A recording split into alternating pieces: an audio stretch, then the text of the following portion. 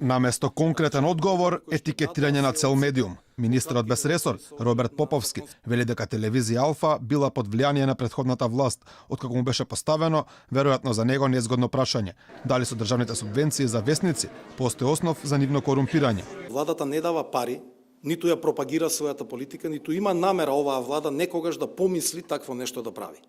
Тоа беше во периодот кога Македонија беше заробена држава. И вие многу добро знаете какво влијание имаше поранешната власт и можеби се уште имате влијание од некои структури од поранешната власт. Инаку ова не е прв пат функционира на СДСМ да ги напаѓаат медиумите. Пред нешто повеќе од 3 години, тогаш опозицијскиот лидер, сега премиер на Македонија, Зоран Заев наброја неколку медиуми кои биле непријатели на неговата партија, меѓу кои беше вброена и Алфа телевизија.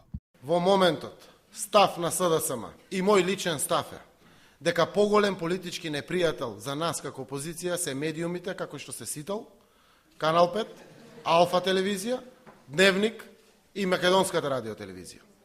Вие не сте наши политички непријатели.